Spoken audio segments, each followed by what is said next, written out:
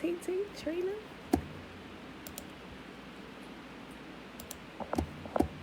Top of the day, beautiful people. Bring YouTube on, y'all.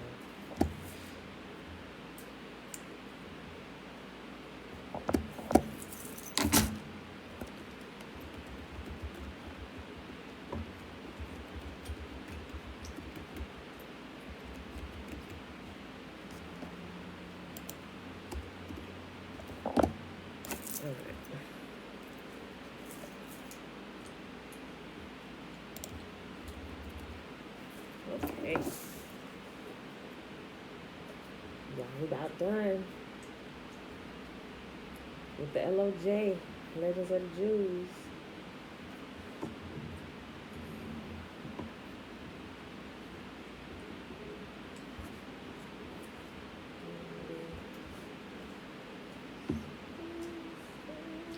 Okay, beautiful people. Happy Friday, Levon. Blessings, blessings, shalom, auntie. All right, y'all. Get going. Sorry for my few minute tardiness. Bella get up first thing this morning. Mom, can I have some cereal now? It's a treat when I buy them cereal with all the sugar because I'd much rather cook them breakfast. So, since their dad asked for some, he like to eat cereal every now and again. I went ahead and bought a few boxes. Before it crossed the threshold of this house. Good. Can we have some cereal? Can we have some cereal? No, it's 9 o'clock at night. Y'all just finished eating dinner. No, you can't have any cereal. Can I have some cereal now? No, you cannot have any cereal now. No, leave it alone. You can get some in the morning. All night. That's why I don't bring cereal in the house. But Bella, she heard me move. Mom, can I have some cereal now? I'm like, girl, you're not even woke yet. So I'm like, you know what? Because she can come down here and she can start plucking at me. So I was like, you know what? Come on. Let's go. So I was fixing her a bowl of cereal. You could probably hear her smacking in the background. Okay, y'all.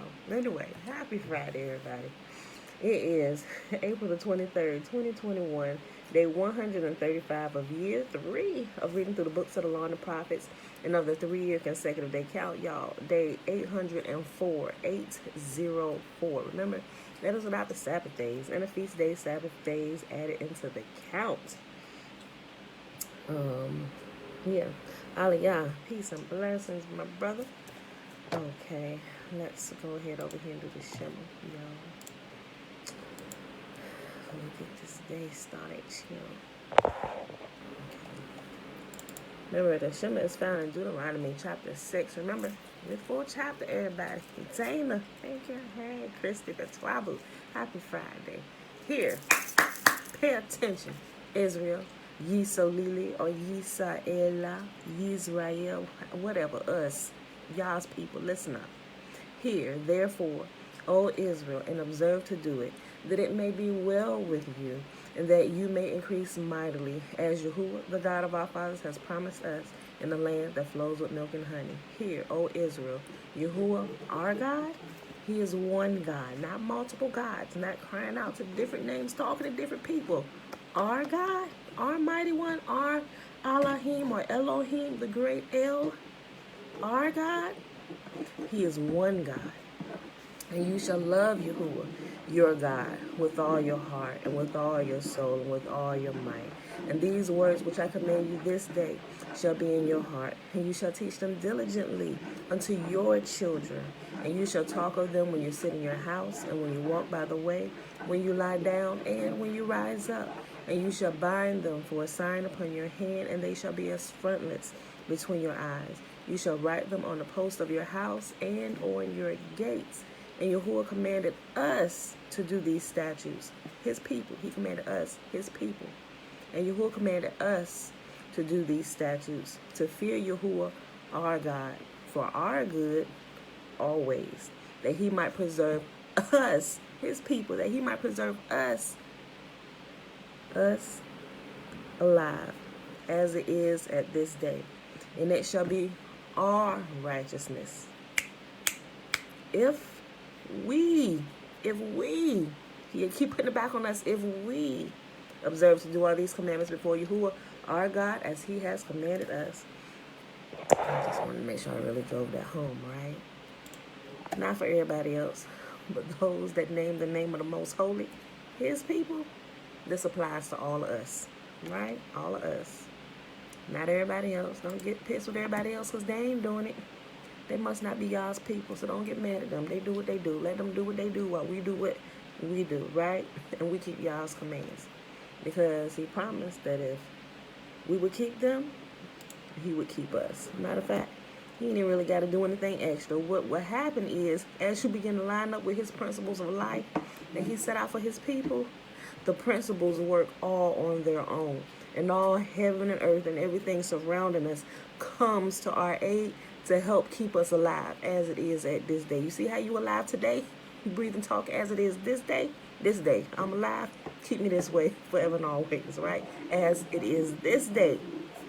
Right. Okay. All right. Y'all get it. Tootie.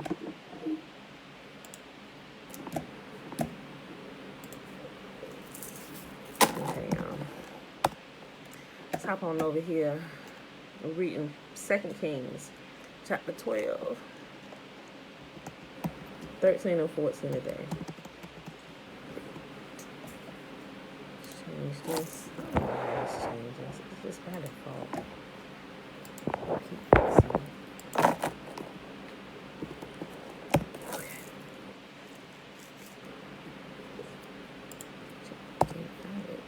No, let me just two. Okay. Oh, there we go. Okay. So we got this one. Josiah, shalom, shalom. Oh, you getting them synchronized numbers too? Listen, Josiah. Because look, let me tell you, you seeing 4-4. Me and my sister talk about this all the time. And you go up there, you kind of Google it or YouTube it. You have all types of people talking about synchronized numbers. Some people call it angel numbers, all this stuff. But here's what me and my sister started doing. Because when it first started a few years ago, we started seeing 1111 all the time, right? Okay, listen. Josiah, just for those on Facebook that can't see it. Josiah says, shalom, family. I have a question. Over the past 2.5 years, for some reason, I keep seeing the number 44 appear every time I look at the clock. Does anyone know what this might mean? Okay. So first, when I started seeing it, right? And I saw it became a repetitive thing. Like when I was seeing 1111, even to where when I would even look at the McDonald's sign, the arches, and who was like 1111, 11. I was like, well, God darn it, McDonald's arches do make an 1111, don't it? I was seeing them everywhere. So I was like, okay, what does this mean? What? It started with 1111, and then it started going to synchronized numbers. I would see 111, and 222, 333, 444, 555, 6. No, I never saw 666, right? I never saw 666, but I did see, and although it wasn't on the clock where I saw it, I started seeing on my receipts 777, 888, 999. So what I started doing, I said, okay, let me see what the biblical numbers mean, right? So I went through it, looking at the meaning of numbers in the Bible and how numbers are used through the Bible. This is just my go-to, how I do it. Okay, Father, what are you saying to me? What are you trying to say to me through the numbers, right? So then after I looked up what the numbers meant, I used to find the chapters. I said, okay, what books in the Bible have these chapters and verses? You're like my first go-to, because there's a scripture that I have ever since I was a little girl that Yahuwah kept bringing back to me, 58:11. I even seen in my dream 58:11 through 12, right? But it's Isaiah, right? Excuse me. So the first one I checked was the book of Isaiah. Isaiah chapter 11, verse 11. So I started going through all the books of the Bible. Okay, all right, what books have 11 chapters and it at least goes up to 11 verses? So I would go through and I would read all of those. I'm like, okay, Father, clearly you're saying something here. And every time I would see the synchronized numbers, that's what I would go do, right? I would find the books of the Bible and look at those chapters and the verses, right? I'm like, okay, still not quite understanding. Maybe this is not it. But what my sister made a good point. She said, okay, Pam, Leisha, she here. Yeah, she here. She said, okay. So what I started doing, she said, every time I see it, I had to stop myself and think about what's going on at that moment. I was like, ooh, you got a point. So every time we started seeing the synchronized numbers, I had to remind myself, it would happen. It's like, oh yeah, what was happening at that time? I was like, oh, okay. So apparently, I'm going to just tell you based on what I have experienced, right? Okay, so say if Yah has been talking to me about something, because this one right here, something he wants me to do, right? He had already been talking to me about it, and I got some kind of inkling, right?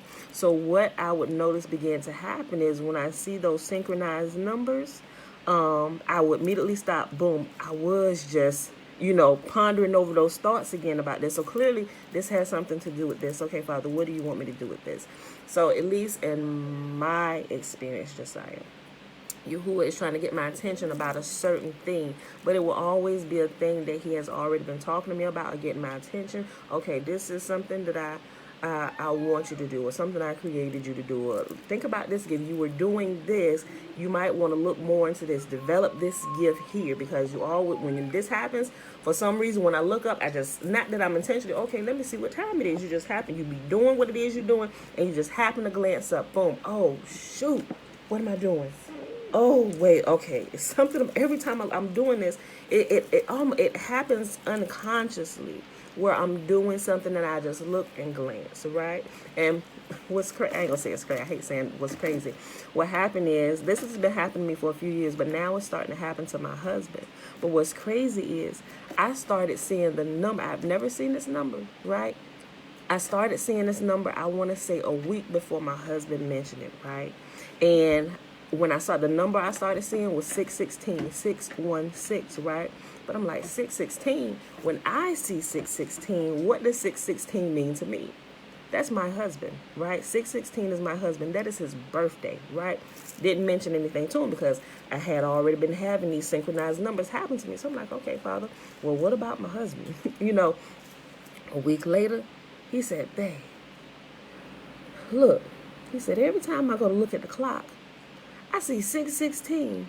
I said, bruh, what? How long this been happening? He said, probably about a week. I said, oh, snap. Look, he said, I told him, I said, look, I ain't even lying.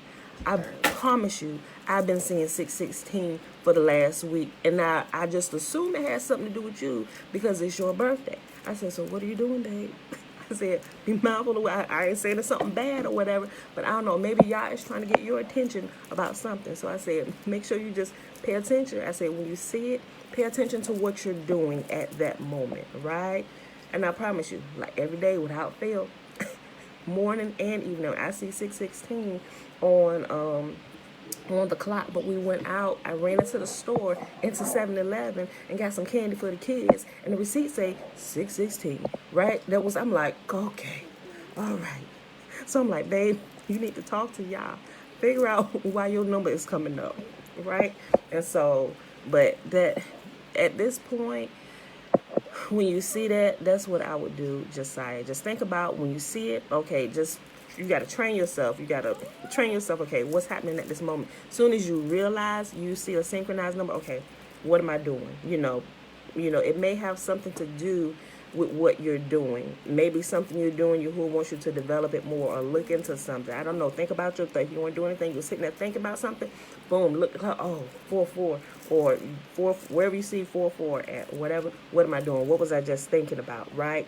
Try to do that. That's all I can really say. I mean, because if you go to YouTube, you're gonna people, they go through and they do these videos on angel numbers or what this mean and synchronization and all this stuff. But you can tell, I went and I looked through some of those, but I began to notice that half these people don't know what the heck they talking about. Because I looked at so many of them, and I realized some people are really now just doing them to get the views. And you can tell it's a regurgitation and not something that they truly know about themselves. They don't want to look something up, and they trying to explain it to you. But you can tell somebody that just want to look something up, and they trying to explain it to you, and there is no internalization with what they're trying to explain, because it just sounds like blah. You're like, what did you just say? Right? That's what it sounds like. So you can if you want to, just to kind of get a feel for it. But that's what I got. So I'm like, okay, yeah, they don't have a clue what they talking about. And you can tell that. But I told you from my experience what I did, because it's been happening for years to me, and my sister, she can tell you too. So that's my first go to. All right, Father, why do I keep saying this number? Okay, next I'm gonna go to the scriptures, find all the chapters. So if I'm seeing 4-4, if I was seeing 4-4 and I have seen double digit numbers too, I would still do the same thing. Okay, what books of the Bible got at least 4 chapters and at least 4 verses in them chapters? Just about all of them do, with the exception of a few, right? With the exception of a very few. So I would go through and I would read all of those, just trying to do my due diligence and talk to y'all first, right? Because if it's him that's trying to get my attention, I don't want to get everybody else's input first, right? Because it'll kind of taint. It possibly may taint, what it is Yahuwah is trying to say to you. It'll dilute everything, So that's something. I thank y'all for my mama for that. Anytime anything would come up, she used to tell us, well, check the scriptures first, right? So, and that was when we were young. I would still remember a lot of this stuff as I got older, So some of the things I just think about, okay, when I was a little child, I see my mom, she'd be praying or whatever, have a prayer time, laying on the floor, Bibles open and all this stuff. I would think back, okay, what do I remember my mom doing? And that's how I would do it. Go to y'all first always, right?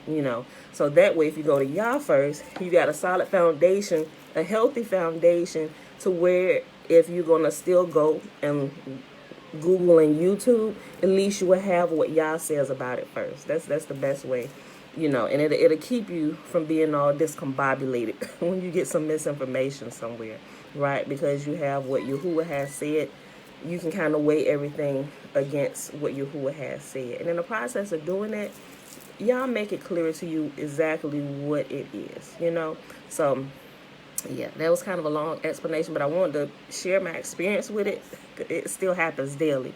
I'm seeing different sequences of numbers and stuff, and when I see certain ones, now I know, okay, this is this. I know this. Okay, so certain sequences of numbers actually mean something to me based on what's happening in my life, and I know, okay, I might need to check on this. Okay, pay attention to this, Pam. Okay, boom, boom, boom. All right, so that's the best way. I hope that helps. I'm just saying, Hezekiah, shalom, brother. Okay, y'all. So if anybody else got an experience with the synchronized numbers, if you experience something, hey, share it for everybody to see on both sides. Okay.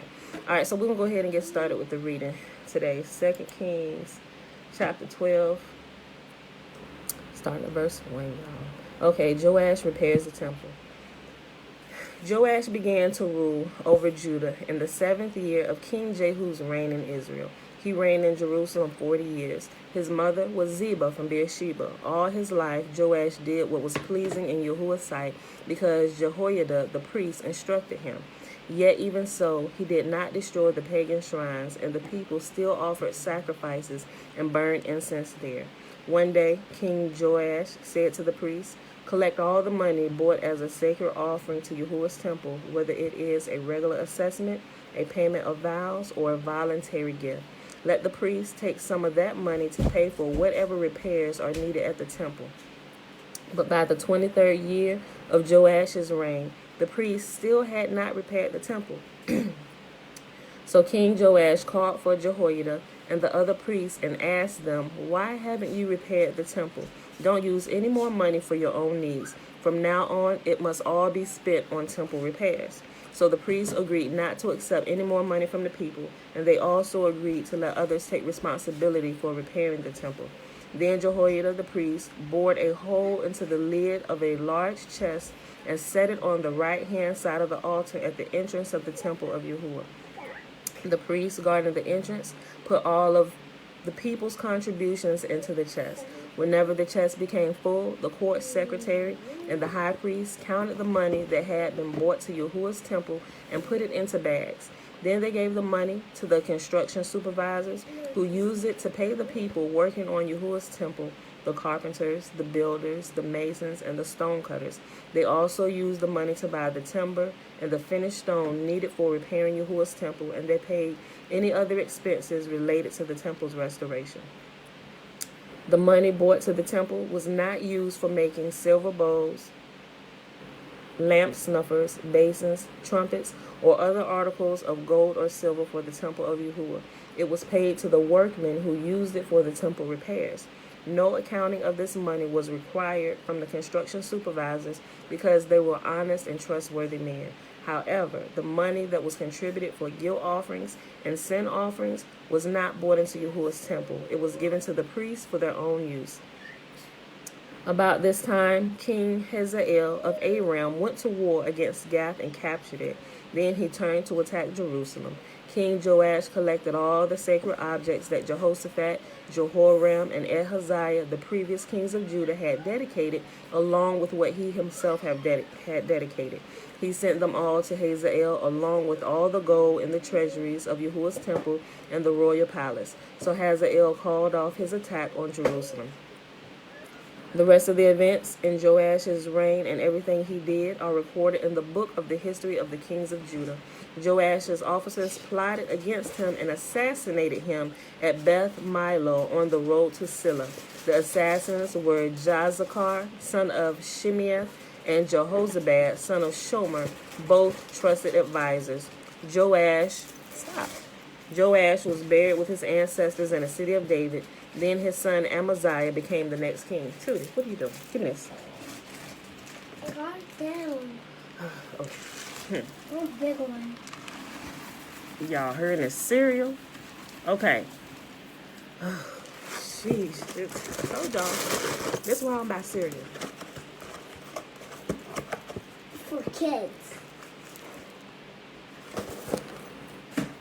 No more. You don't need any more. Eat that. You're welcome, Josiah. Shalom, Joanne. All right, y'all. Next chapter. 2 Kings, chapter 13. Jehoash, son of Jehu, began to rule over Israel in the 23rd year of King Joash's reign in Judah. He reigned in Samaria 17 years, but he did what was evil in Yahuwah's sight. He followed the example of Jeroboam, son of Nebat, continuing the sins that Jeroboam had led Israel to commit. So Yahuwah was very angry with Israel, and he allowed King Hazael of Aram and his son Ben-Hadad to defeat them repeatedly. Then Jehoahaz prayed for Yahuwah's help, and Yahuwah heard his prayer, for he could see how severely the king of Aram was oppressing Israel. So Mom? Yahuwah provided someone to rescue the Israelites Mommy. from the tyranny of the Arameans. Yes. Where's your food? Where's my food? I don't have any food, please. We should go to dinner and buy you food. Okay, cool. So Yahuwah provided someone to rescue the Israelites from the tyranny of the Arameans. Then Israel lived in safety again as they had in former days. Okay, so keep paying attention to every time they, Tiffany, yes, you missed the shimmer. Girl, you scared me for a second. I'm like, oh snap, I did it again. No, we did the shimmer because I was overemphasizing quite a few things in the shimmer this morning. You missed it, sis. Sorry. Look. So start paying attention, y'all, we've already been seeing it, but pay attention to how when Israel cries out to Yah, remember they're crying out to Yah, help us, save us, please. He's going to keep providing them deliverers. And so we can see this principle of Messiah. I don't really like to use that word. You use it, but some people, it's like they click back over into church doctrine and it's like, wait a minute, what? But Yahuwah constantly provides deliverers to Israel when they get in trouble. They start doing what Yahuwah told them not to do, and the laws kick in, and they get their tail tore off and get kicked out the land. It happens automatically, right? So when that happens and they realize, oh my gosh, we've been oppressed, we should have listened to what Daddy told us, and we would still be in the land enjoying the good fruits of his house, right? So when they get tired of being beat bad enough, right? And we see it now. I'm like, come on, Israel, wake up. Come on, Israel, wake up. Y'all crying out to the wrong one, right? Y'all have to cry out to Yah and to Yah alone to come save us, right? And some of us here, we crying out dead. I'm like, Father, wake them up, right? But it's like sometimes it seems like it's getting better, then it seems like it's getting worse. We take a step forward, then it's like a step back. And every time it's a step back, people revert and they crying out to JC. JC ain't helped us not one time since we've been here. You're crying out to the wrong God. Cry out to Yah alone, right? If Israel could get on the same page and do that. I'm like, Father, what can I do? There's only so many people that can see my video. Half people don't listen to me anyway because they think I'm spewing out blasphemous things when I'm simply reading them your words like Ezra did. That's all Ezra did. That's all they did. They just took the Torah and they just read it. The Torah. Some people, they get thrown off by the word Torah. They don't like to hear the word Torah. Okay, y'all's instruction. Let's just give you the definition of what Torah is. We won't say Torah because that's Jewish. You trying to Judaize us. Come on, people. Okay, that's why I say if we reading through the books of the law and instructions and the prophets, right? Instead of giving you the term, let's just give you the definition. So I can keep you at least a little bit longer so you can hear what Yahuwah has said himself, right? So it's like, yeah, help us. I said, those of us that know, show us something else we can do to further spread the word so it at least give people, at least they can at least look in a direction. Okay, you all right, Tui? Yeah, we'll put some nail scoring on it in a minute. At least so that at least stay a little longer just to hear, oh, wait a minute, wait, what? At least get their attention somehow, right? All of us that have different gifts or whatever, use it. Allow Yahuwah to use it to employ in the whole operation of waking Yahuwah's people up to get them turning back to him. This is the way. Walk in this way. Yah is found here. He's here. This is the way. Walk ye in it, right? So pay attention, right? So when they get in trouble, they not crying out to JC. They ain't talking to other people. They may do that for a little while and they realize that ain't working. Then what did our forefathers do? They only cried out to one God. He said, don't cry out to nobody but him. Let's try it their way. Yah, save us. Next thing you know, here come a deliverer. He raising up a judge, somebody that comes and annihilates the one who has held them captive, right? So that's why I want y'all to pay attention to. Listen. Let me go back up. Let me just start it over. I was only at verse 5. Let me read. I'm going to start it over. Chapter 13, 2 Kings. Jehoahaz, son of Jehu, began to rule over Israel in the 23rd year of King Joash's reign in Judah. He reigned in Samaria 17 years. But he did what was evil in Yahuwah's sight. He followed the example of Jeroboam, son of Nebat, continuing with the sins that Jeroboam had led Israel to commit. So Yahuwah was very angry with Israel, right? You got a king that's doing wrong. He's eventually going to lead the entire nation to do wrong, right? So he was upset with Jeroboam, and he was also upset with Israel, right? The 10 tribes. Jeroboam, their leader, calls them to sin. That's why Yahuwah gets on the leaders. You must do what's right so you can lead the people in righteousness. Whatever is going on at the top will filter down to the bottom. So we got to keep the king in check, and that's why Yahuwah was running through kings left and right. Get them out of here because you'll cause the entire nation to sin. But he did what was evil in Yahuwah's sight. He followed the example of Jeroboam, son of Nebat, continuing the sins that Jeroboam had led Israel to commit. So Yahuwah was very angry with Israel, and he allowed King Hazael of Aram and his son Ben-Hadad to defeat them repeatedly. Then Jehoahaz prayed for Yahuwah's help. Then Jehoahaz prayed for Yahuwah's help. Then Jehoahaz prayed for Yahuwah's help, and Yahuwah heard his prayer.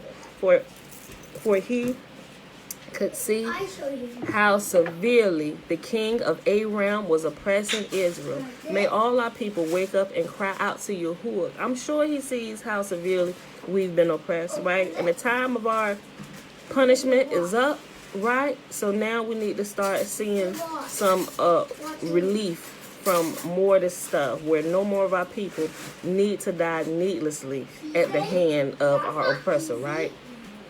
Then Jehoahaz, Then Jehoahaz prayed for Yahuwah's help, and Yahuwah heard his prayer, for he could see how severely the king of Aram was oppressing Israel. So Yahuwah provided someone to rescue the Israelites from the tyranny of the Arameans. Then Israel lived in safety again as they had in former days. But they continued to sin, right? For some reason, We just keep being hard-headed and more hard-headed, right? But they continued to sin, following the evil example of Jeroboam. They also allowed the Asherah pole in Samaria to remain standing. Finally, Jehoahaz's army was reduced to 50 charioteers, 10 chariots, and 10,000 foot soldiers. The king of Aram had killed the others, trampling them like dust under his feet. The rest of the events in Jehoahaz's reign, everything he did, and the extent of his power are recorded in the book of the history of the kings of Israel. When Jehoahaz died, he was buried in Samaria. Then his son Jehoash became the next king. Jehoash, the son of Jehoahaz, began to rule over Israel in the 37th year of King Joash's reign in Judah.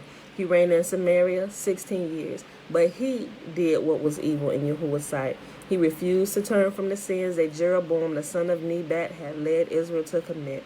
The rest of the events in Jehoash's reign and everything he did, including the extent of his power and his war with King Amaziah of Judah, are recorded in the book of the history of the kings of Israel. When Jehoash died, he was buried in Samaria with the kings of Israel. Then his son Jeroboam II became the next king. Elisha's final prophecy. Notice something here, right? When Elisha was in his last illness, right? So what about the other illnesses he had? They pulled them out of here, but we found them, some of them, in Legends of the Jews. We had already read over it. Y'all remember why Elisha kept getting sick? You remember why? It's just a little blurb in here. When Elisha was in his last illness, wait, what was his first one? Did he have more than two? Because if there's a last, there had to have been the first. Where's the in between the first and the last, right? These are things that should cause you to question, right? Elijah kept getting sick because, Elijah's protege, the one who got the double portion of Elijah's anointing after Elijah was taken up in the chariots. We find out that Elisha had a really bad temper, right? And Yahuwah pretty much said that your anger does not accomplish righteousness for me, right? Remember when the little boys, it was about, I believe it was like 42 boys, they said, go up ye bald head, baldy. They was mocking Elisha. Elisha got pissed. You know what? Bears. That's all he said. He said bears, right? It said they found themselves in the middle of a forest that had pretty much sprung up. But anyway, these bears came out of nowhere and mauled all them boys to death, right? Yahuwah let it happen, but he wasn't pleased that Elisha allowed the words of these boys to throw him off his game and piss him off, right? Some things you just got to let go, right? You should have just went on. So Yah actually punished him for that. He got sick. So every time Elisha allowed his anger to get the best of him, he got sick, right? So not saying that's going to happen to you, but I find that to be true. I'll just say from my own personal experience. Or if I do, like, I don't know if y'all would say, I think it was the beginning of the second time going around, right? Now, look, whatever y'all's dealing with you with, y'all dealing with you with, right? Okay. So I had this issue with my back, my sciatic nerve, right? And so when I was learning, it's definitely almost 2 years now, because I was live. This is when I had started my workout back, right? Someone invited me to a birthday party, right? And me and my husband to a birthday party. And mind you, we were just looking at people was like, oh, we shouldn't be celebrating birthdays and stuff. I'm like, okay, whatever. So finally I looked into it. I'm like, well, oh, okay, so this is what celebrating birthdays, or at least the origin when it actually had started, what it meant. I'm like, oh, well, that's not really a good thing. Although in our mind we reason, okay, well, this is not why we're doing it. We're celebrating their life here. We love them. We want to bless them. We want to give. I get that, right? And so that's what I'm thinking. I'm gonna do this. But what happened was, I was like, yeah, we're gonna be there. We're coming. And that was the night before, the next morning where I got up to do the video. But I had started doing my workouts in the morning before the video, so I'm up at like 5, right? And so I got my kettlebell, so I'm thinking about it because the birthday party coming up a couple days later. So I got up thinking about it. Okay, I'm thinking about what I'm going to be wearing and stuff. But I also had the thought, should we really go? Like, I really can't go in good conscience now with what I just read. Not, I mean, because we love them. Good friends and everything. Not that we were going... We ain't doing nothing crazy, just, hey, we're here, gonna bring you a present or whatever. Now, I'm not saying y'all should, just don't start saying she said we can't celebrate birthdays. I'm just giving you my experience of what happened to me, right? And how I know, at least in my personal experience, like if I start to venture in an area where I'm about to get off, or an area where y'all doesn't want me to go, he'll kind of, thank you, Shayla. I'm not sure what it was, but thank you. I'll get the inkling that y'all's like, wait a minute, hold up. Not saying that something would have happened or whatever, but it's just like, no, I don't want you to go. For whatever reason, I didn't know, but we were going to go anyway. But what happened to me was, after I had spent a year nursing my back and my leg back to health from a workout injury, what happens? I go that very next morning, I get up, because I had already felt like, well, maybe we shouldn't, right? And I had already started feeling like we shouldn't before I had even given her the answer whether we were going to come or not. And when I had started getting that inkling that, no, y'all don't need to go to this one, right? I should have not answered her, because I was feeling that before I even answered her. But even after that, feeling that and feeling like we shouldn't go, I told her we were going to come, right? So what happens? I throws my back out the very next day. I'm on the floor in tears, crying, right? And I got up here and I still did the video. And when I hit the floor, as I was going down, I see it. I'm like, you know what? I'll never do that again. If I get any kind of inkling, we just going to stop right there. Look, I can't answer yet. I don't know if we're going to be able to come. Pain has a way of getting your attention. Sickness has a way of getting your attention and have you come face to face with y'all. What have I done? Okay, did I miss something? What? I'm sorry. Please help me. I'm in pain, right? And like I said, as I want to do, I think I did that. It was the second swing, right? Because you get your momentum going. If you use kettlebells, you get the first one, you go, and you get that second swing going. It was that second swing where I felt it, right? And I had to, it was like, no. It was like seeing it in slow motion. And I went forward. As I went forward, the swing the kettlebell, my whole body went forward. And I'm glad the kids hadn't woke up, because I took the kettlebell and I threw it out. And as I threw it out, I hit the floor. And as I was going down, all I could think about was this birthday party that I said we was coming to. Like, boom. I know it. I know, I'm so sorry. I know this is why, right? Not saying, y'all get what I'm saying here, right? But I just say, in my personal experience, I know this to be true. Yahuwah get our attention, especially if something just happens out of the blue. It doesn't necessarily just happen out of the blue. It's something you've already kind of been going back and forth with Yahweh. And I want to say this.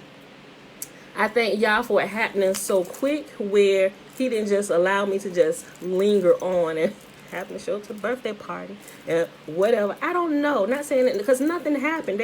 From what we understand, they had a good time. Saw the pictures and everything. But for some reason, Yah didn't want us to go, right? You know, and I had already kind of knew that. My husband was like, I don't care either way.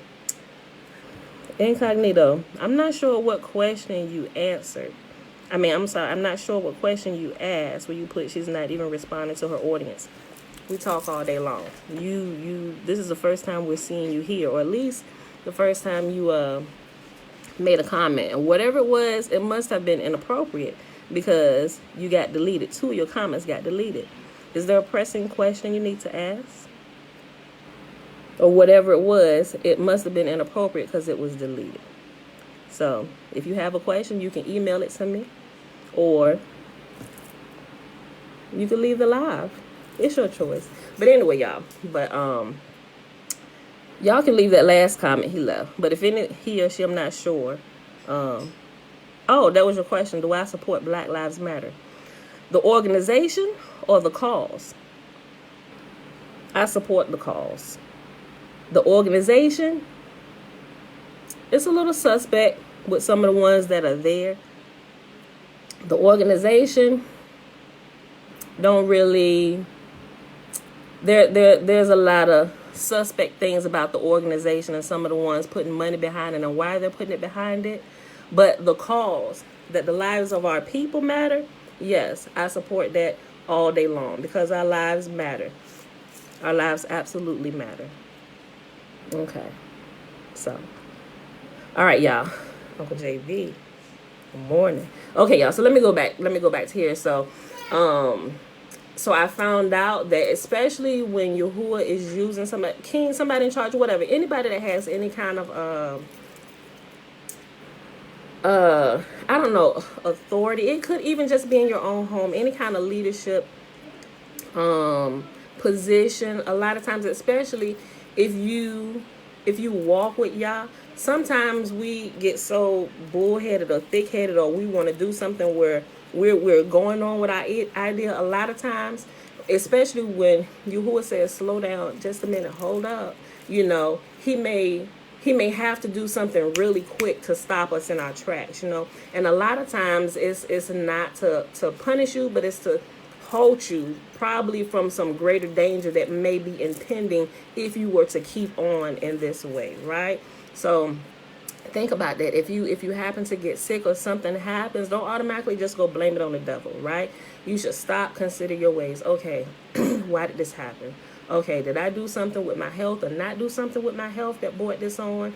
Spiritually, have I done something? Am I ignoring Yah? Okay, what am I doing? So first, when anything like that happens, consider your ways first, right? And if you find out that, oh, shoot, okay, Father, I'm sorry, you need to repent and get it straight, right? So we see that happening with Elisha, right? And when we read over the Legends of the Jews, it gave us a little more detail about that and his anger and how Yahuwah was dealing with him about his anger, because you can't be a prophet and you prophesying out here in anger, right? He said, you simply just give the message and keep it moving, right? Okay, so that's all I wanted to say about that. When Elijah, when Elisha was in his last illness, King Jehoash of Israel visited him and wept over him. My father, I see the chariots and charioteers of Israel, he cried. Elisha told him, excuse me, I need my water. Get a bow and some arrows, and the king did as he was told. Elisha told him, put your hands on the bow, and Elisha laid his own hands on the king's hands. Then he commanded, open the eastern window, and he opened it. Then he said, shoot. So he shot an arrow. Elisha proclaimed, this is Yahuwah's arrow, an arrow of victory over Aram, for you will completely conquer the Arameans at Aphek.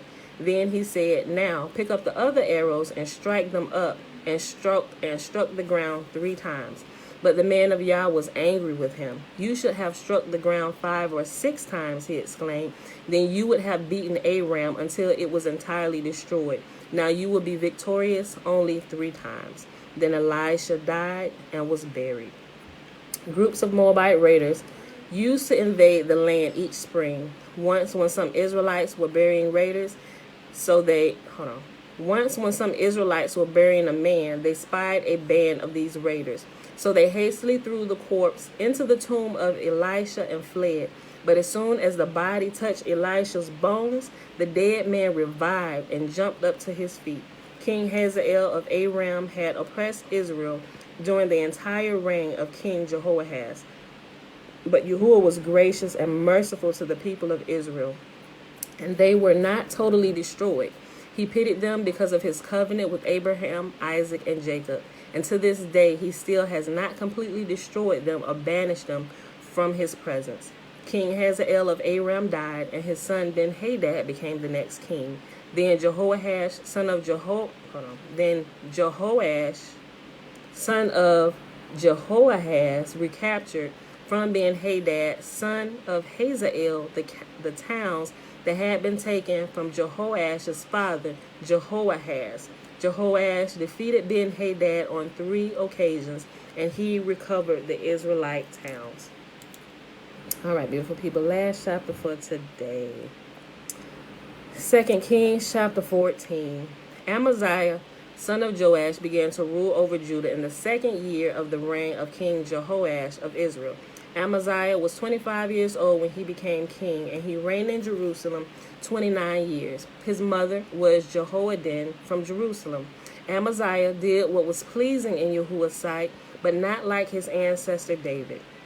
Instead, he followed the example of his father Joash. Amaziah did not destroy the pagan shrines, and the people still offered sacrifices and burned incense there. When Amaziah was well established as king, he executed the officials who had assassinated his father. However, he did not kill the children of the assassins, for he obeyed the command of Yahuwah as written by Moses in the book of the law. Parents must not be put to death for the sins of their children, nor the children for the sins of their parents. Those deserving to die must be put to death for their own crimes. Amaziah also killed 10,000 Edomites in the Valley of Salt. He also conquered Selah and changed its name to Joktheel, as it is called to this day. Hold on, let me say something real quick about this. And I said this before, excuse me, because you will see this in a few other places, right? Listen. Back up here at verse 6, it says, however, he did not, excuse me, I gotta get some water. He did not, I'm scared to drink out the tube. Hold on. It says, however, he did not kill the children of the assassins, for he obeyed the command of Yahuwah as is written by Moses in the book of the law. Right here. Parents must not be put to death for the sins of their children, nor children for the sins of their parents, right? Okay. So if we understand this, we will understand this further if we keep on reading and we see it. We see how this is used throughout Scripture.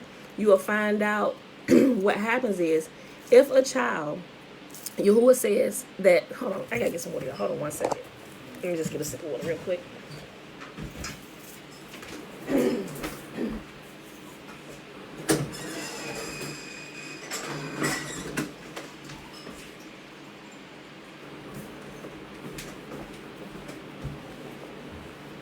Okay. I forgot to bring my bottle of water down here. My voice started cracking. Okay. So we hear Yahuwah says, he says that parents must not be put to death for the sins of their children, nor the children for the sins of their parents, right? So I know everybody didn't hear the term generational curse, right? Well, shalom everybody that came in over here on YouTube. I'll read the comments in a little bit. But what happens is he says, so you see how we keep reading that says, when the next king came in, he did what was evil in the sight of Yah, and he continued in the sins of Jeroboam, who led Israel astray. It's that same thing. So what happens is, when somebody actually does get punished for the sins of their father, is because in their generation, they continued doing the same sins that their father did. So that generational curse kind of passes on, even though Yahuwah says that children should not suffer for the sins of their parents. But if you keep sinning like your parents did, you suffer the same fate that your parents did, and vice versa, right? Children should not be put to death for the sins of their parents. Parents should not be put to death for the sins of their children. Why? He said those deserving to die must be put to death for their own crimes, right? So in every generation, every single person gets the choice to do what they know is right or what they know is wrong, right? Even in ignorance, if you don't know something is wrong, something should happen some point in time in your life where you will be alerted that this is wrong, right? Whether Yahuwah reveals it to you in a dream, talks to you audibly, or he sends somebody to you, or you, through your research or whatever, you yourself find this out. Now you have to make a choice. Am I going to continue doing the sins that my father did, or am I going to do what is right, right? And that's everybody's choice.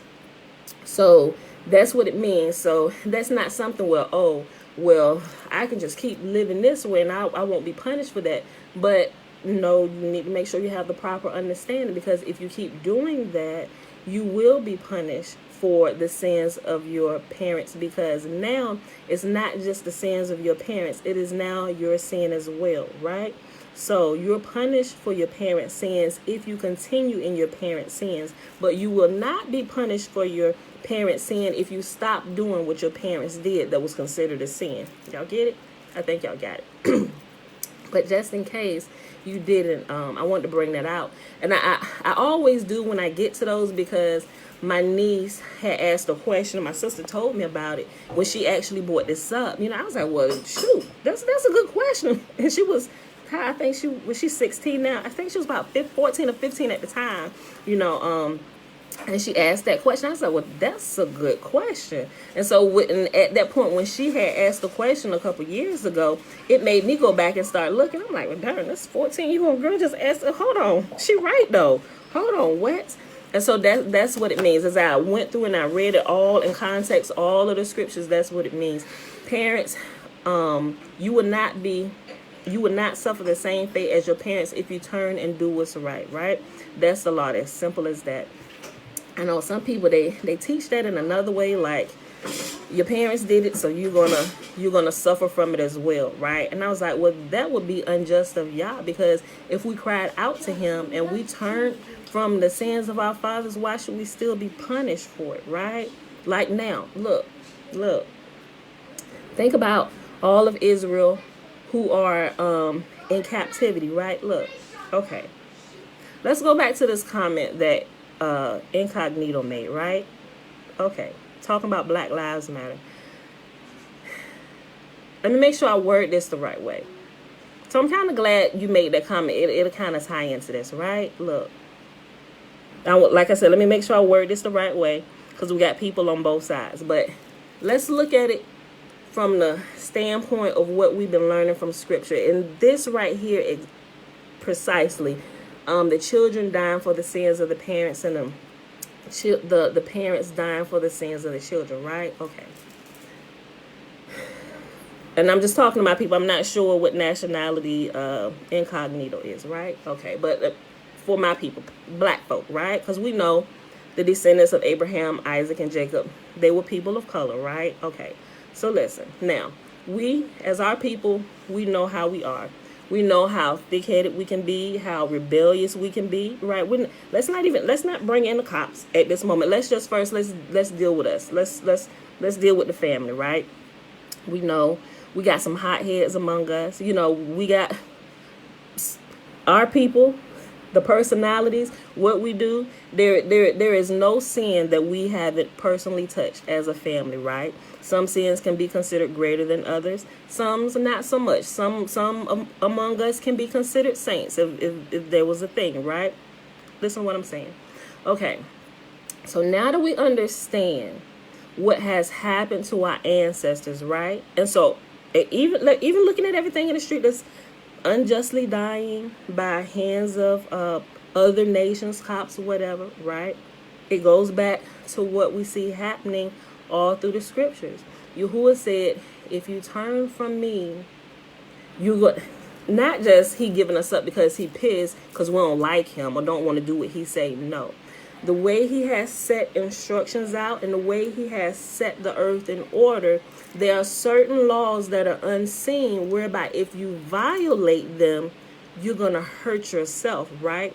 So even though a lot of times he didn't expound on the hidden things, the hidden laws that he can clearly see 24/7, but we can only see really what's here manifested in the physical realm. And unless we be like scientists, we go to test some principles like gravity or the lift or thrust, all those. If we don't go, if we're not like science, if we don't have like scientific minds where we want to go test theories and record results and stuff like that, a lot of times it's like by default we just operate on the laws and we just move. Just like vehicles. Everybody is not a car manufacturer, but you do have car manufacturers that understand the laws and the mechanics, everything that goes into building a vehicle, how it operates, how it moves, right?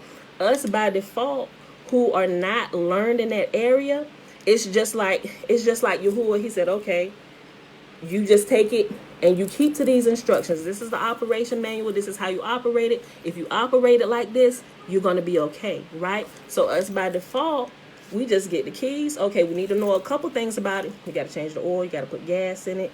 Change the tires. You know, maintenance. This is what is in our hands to do. You do this. You don't need to know all the details how the engine is put together. You don't need to know the types of metal and all the stuff that goes into creating this masterpiece, right? This is the only couple things you need to know so you can operate safely. It's the same thing with the instructions that he's given in the Torah or the instructions through the prophets. These are the things that you need to know. To operate this appropriately, you cannot violate this. You cannot commit adultery. You can't steal from somebody else. You cannot murder anybody else. If you keep to these few instructions that's in your own hands to do, everything should flow smoothly for you, right? And it's going to be good. If you keep these, I'm going to keep you. But by default, when you keep these, you're going to be kept regardless.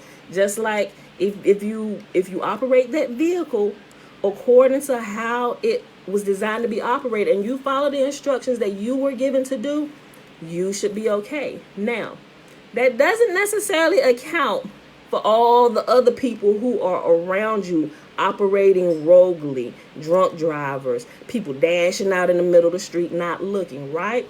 So you have to be mindful as a driver. You must be aware of your surroundings, just like with the scriptures. I know this is not a Bible, but get what I'm saying. Just like with the scriptures, if you go through and you take the time and you understand a little bit more, you can now also be aware of those who are ignorantly operating on principles, running around you, right? Living life that may not necessarily know as much as you do, but because you do, you can move a little more cautiously. And even though they may, if you would just blindly keep going, they would run into you and cause a catastrophe. Because you know you can spot danger ahead. Even when you're taking driver's ed and going for your license, they teach you how to be what do you call it? A defensive driver. I think it's defensive driver, or somebody who is proactive and looks ahead. Even when you're driving through neighborhoods, there's a certain speed limit. And also, I remember from driver's ed, they teach you also look for shadows under cars. Like when you're driving through a neighborhood, this is the speed going through the neighborhood. But also, if you just keep to your speed, but you're not aware of some of the other possible catastrophes that could happen, like children playing and a ball rolls out into the street, right? You can look, and I still do it to this day. As I'm rolling through neighborhoods, I'm looking for shadows under cars, because shadows under cars, moving shadows under cars, indicate something is about to possibly come out in your way, and it will alert me I need to slow down, because they may not be paying attention, but I am. You know, they could stop it or I could stop it. I decide I'm going to be a defensive driver, and I'm going to look out for your well-being, even though you may not be looking out for your own well-being, right? I'm going to stop the catastrophe before this happens. You're not paying attention, but I am. Same thing with teachers. I know some people that come listen, they may be recklessly running out in the road, recklessly leaving comments or whatever, because they're not defensive. They just got one track mind. Not saying this about y'all, but listen to the example I'm giving, right? So it's the same way. Now, I said all of that so you can be in the proper mindset of what I'm about to say. Our people, now, look, I am not saying anybody of our people have deserved to die, right? I'm not saying that, right? Because there are a lot of our people who were truly innocent, right?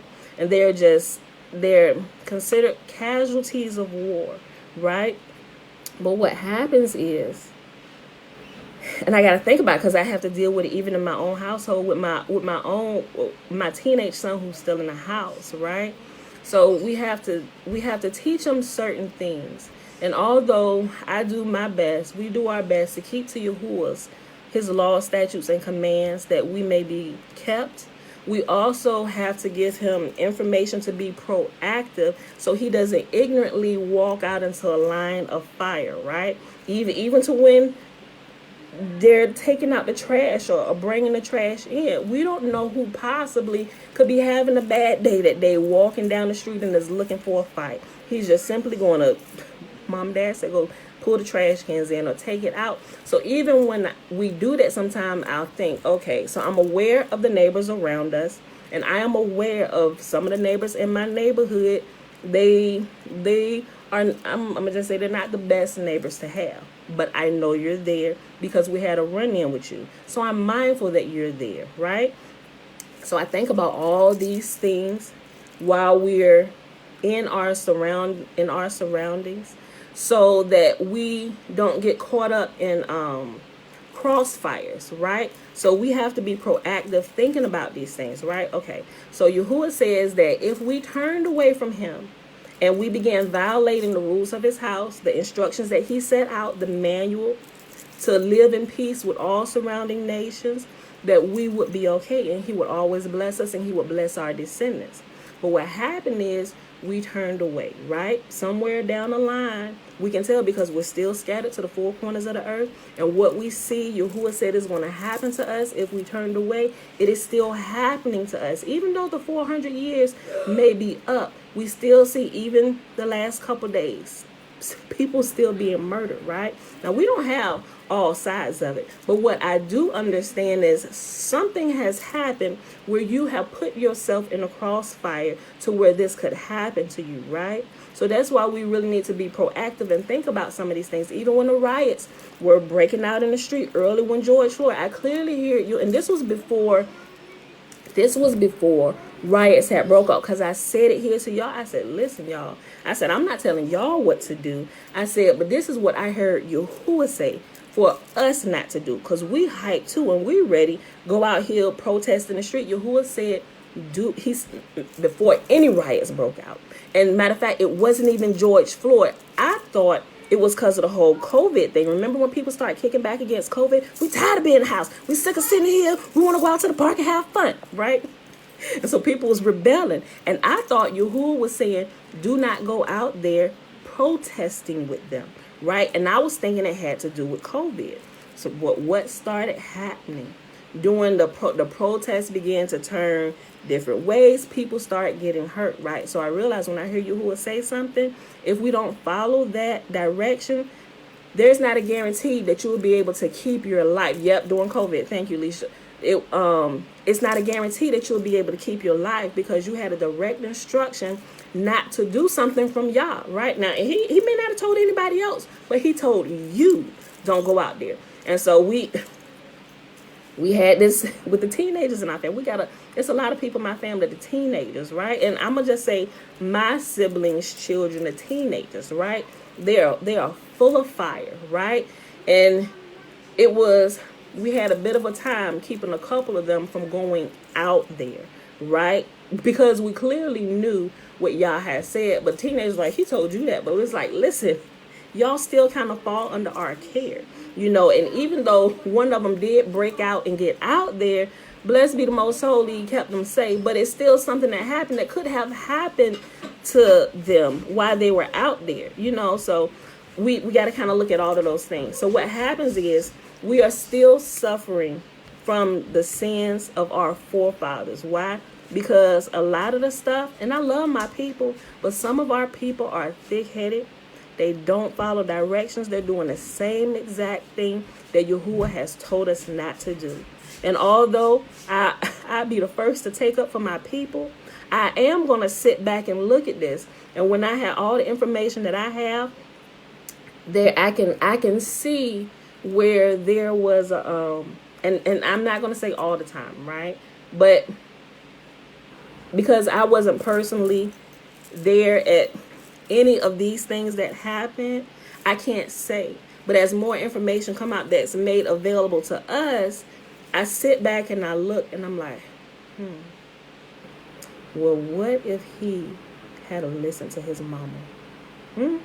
I'm like, he would still be here today because he would not have had that encounter with this guy that took his life, right? So some things we hear on the tail end of the story, what we find out is, and y'all hear me when I say this, because I'm not saying any of this stuff is justified. It's not. But what happens is, what I come to find out is a lot of this stuff, if the person who is no longer here today that is a part of Israel, our people, one of the ones that have been murdered, it seems unjustly to us. I'm not gonna say all, like I said, I'm not gonna say all of them, but there are 3 in particular that I found out where I'm looking at all the information because I'm trying to line this up, I'm trying to make sense of all this stuff, from the scriptures and what Yahuwah has said, looking through history, different things that have happened. I'm like, oh, one of them, I'm not gonna say any names, but one of the particular children where there was a big marches and riots, come to find out that particular child was being disobedient to his mom, right? Disobedient in a way that's disrespectful to his mom. When I saw that, I'm like, oh. Because what do we know? Yahuwah says, children, obey your father and your mother, that your life may be long upon this earth, right? And we see that they teach us, we see that this is one of the first commands that come with a promise. I wouldn't necessarily say that, but you hear that a lot in conjunction with that particular one, right? Because our parents are like Yahuwah. They're stand-ins. They're the authority for Yahuwah here on the earth for us. They can help physically lead us and guide us until we are of age to do that on our own, right? So, but when I found that out, I was completely broken. And I'm like, man, if this child had not have done this and dishonored his mom this way, it's possible that this child could still be here, right?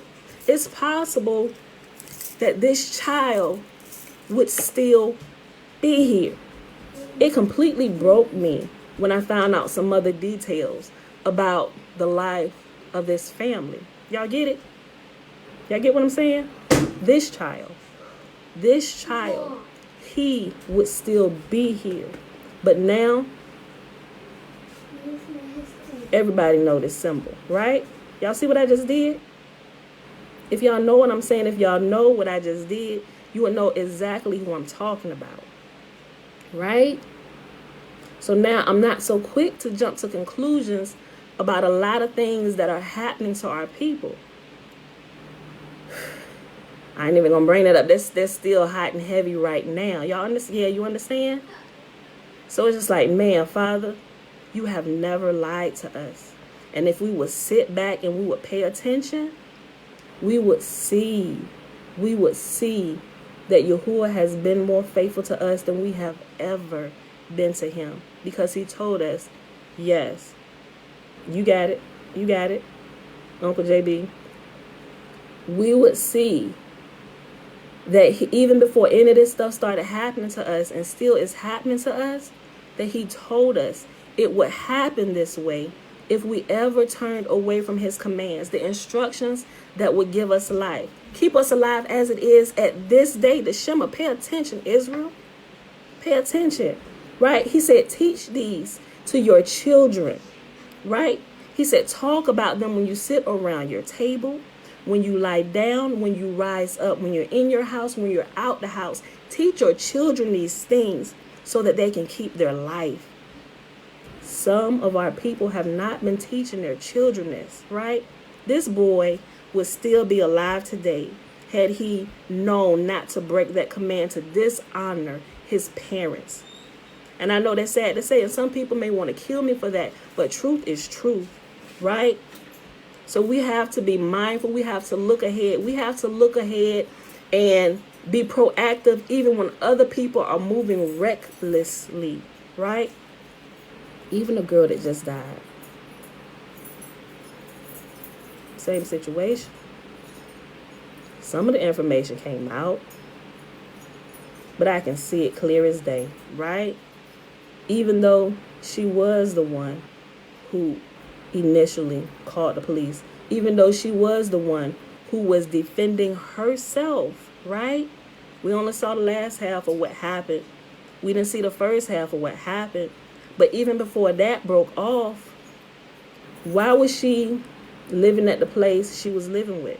She was living at, because that wasn't her home. Although she was living there, the news tells us It was a foster home, right? When I heard that, I'm like, God, it's happening again, right?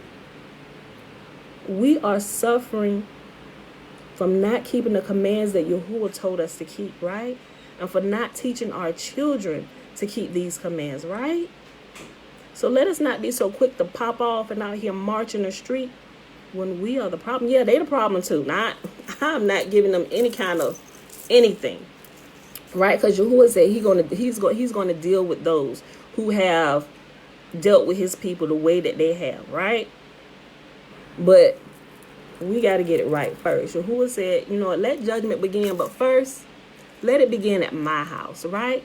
He said, because I can't go correct the other nations if I can't even correct my own sons and daughters, right? How you going to go out here in the street and correct somebody else when your own children are all out of whack? Yahuwah operate the same way. How are we going to correct everybody else without first correcting your own house, right? And that goes for all of us. You're seriously curious about what I found about? It's easy. You can kind of Google some of that stuff now.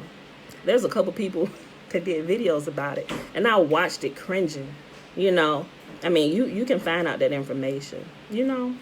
So parents must not be put to death for the sins of their children, nor the children for the sins of their parents. Those deserving to die must be put to death for their own crimes. And even though sometimes you're not put to death for that particular sin right then and there, sometimes punishment is delayed. If you further down the road don't change your ways, it catches up with you. It really does. So some people call it karma. Call it what you want. I call it Yahuwah being more faithful than we are by telling us this would happen to us if we did not keep the instructions that would keep us alive, right? Okay. So let me go ahead and finish reading this. Where we at? I think I might be way past my time today.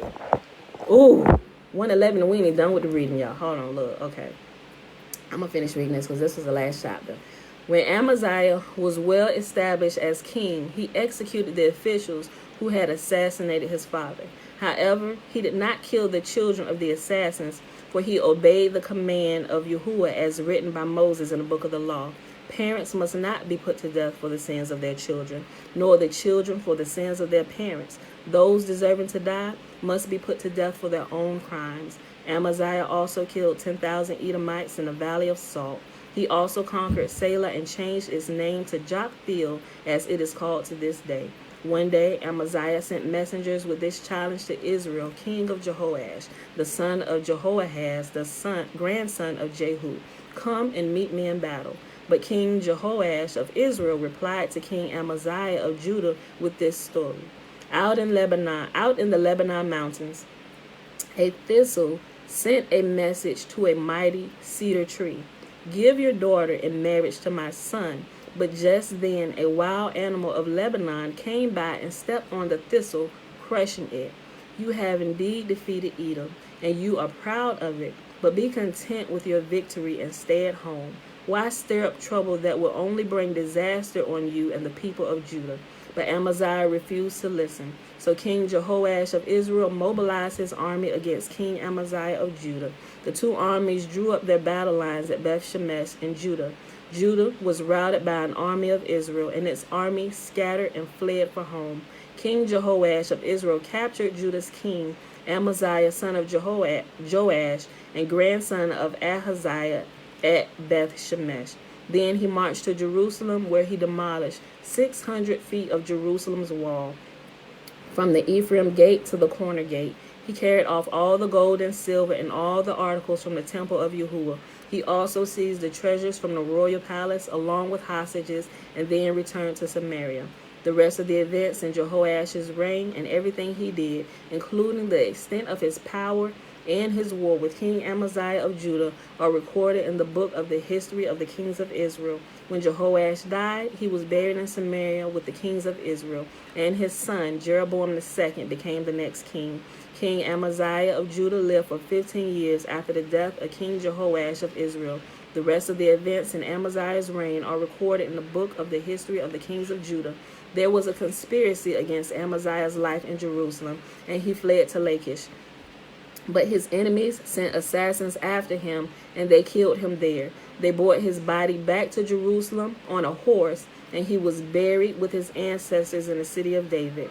All the people of Judah had crowned Amaziah's 16-year-old son Uzziah as king in place of his father. Amaziah, after his father's death, Uzziah rebuilt the town of Elath and restored it to Judah. Jeroboam II, the son of Jehoash, began to rule over Israel in the 15th year of King Amaziah's reign in Judah. He reigned in Samaria 41 years. He did what was evil in Yahuwah's sight. He refused to turn from the sins that Jeroboam, son of Nebat, had led Israel to commit. Jeroboam II recovered the territories of Israel between Lebo Hamath and the Dead Sea, just as Yahuwah, the God of Israel, had promised through Jonah, the son of Amittai, the prophet from Gath-hepher. For Yahuwah saw the bitter suffering of everyone in Israel, and there was no one in Israel, slave or free, to help them. And because Yahuwah had not said he would blot out the name of Israel completely, he used Jeroboam II, the son of Jehoash, to save them. The rest of the events in the reign of Jeroboam II and everything he did, including the extent of his power, his wars, and how he recovered for Israel both Damascus and Hamath, which belonged to Judah, are recorded in the book of the history of the kings of Israel. When Jeroboam II died, he was buried in Samaria with the kings of Israel. Then his son Zechariah became the next king. All right, beautiful people. We're not going to read the Legends of the Jews today because we are already way past time. We had an hour and 15 minutes. I didn't think the reading today would take this long, and I got to get to work. I got to get stuff done. So, but I did enjoy the conversation today. Thank you for all those. And I'm not going to get a chance to go back and look at some of the rest of the stuff that was said over here on YouTube. If anything I need to address, I will chat about it tomorrow. But I will go back and read the comments later. So I'm glad you all was able to hang out with us today. Today is Friday. All right, babe. Love you. Be safe. Do I still need to go to the warehouse to get that? Yeah, just who gonna call you? They gonna call you before the... Yeah. Who is it? UPS? FedEx? Yeah, UPS overnight. It's FedEx. It's for clear. But I need you to call. If they gonna call you, they're gonna call you. Call me. Because I'll probably be finishing up what I gotta do and coming back to the warehouse. So okay. I'll be there till you get there. Oh, okay. Yeah. Okay. All right. Yeah, it's almost time to. Okay, y'all. So happy Friday, everybody. It is Friday, April the 23rd, 2021. Day 135 of year 3 of reading through the books of the law and the prophets, and of the 3-year consecutive day count, it is day 804. We read 2 Kings 12, 13, and 14. Let me remove this because we didn't get here today. Tomorrow we'll pick up in the Legends of the Jews. I'm sorry if y'all was waiting to hear that today, but I didn't think we was gonna go as long as we did today, so we gotta cut this out. And we'll pick it up tomorrow, y'all. So with that being said, let's go ahead and do the blessing, which is found in Numbers. Oops, wrong thing. Numbers chapter 6, verses 22 through 27. Remember, the first 21 verses is the Nazirite vow. And Yahuwah spake unto Moses, saying, Speak unto Aaron and unto his sons, saying, On this wise ye shall bless the children of Israel, saying unto them, May Yahuwah bless us and keep us. May Yahuwah make his face to shine upon us and be gracious unto us. May Yahuwah lift up his countenance upon us and give us his peace. And they shall put my name upon the children of Israel, and I will bless them. All right, beautiful people. Let us all remember to teach Yahuwah's law, statutes, and his commands to our children. And may we all keep them so that we can all be kept alive on this day. And as he begins to deal with those who have misdealt with us, we'll just stand by and let's just, like Moses said, he said, stand by and see the salvation of your Lord, right? So we can make sure we keeping ourselves straight. We're instructing our family, our children in the ways of the Most High, that we will be kept out of harm's way and out of the path of destruction, right? Because if you're found wanting when destruction comes, you will be found by destruction when it comes, right? Y'all get that? I love y'all. I see y'all back here bright and early in the morning. Remember, it's Saturday. Weekends, 7:30 a.m., right? Okay, so I see y'all in the morning, y'all. 7:30 a.m. Eastern Standard Time. Love y'all. Peace.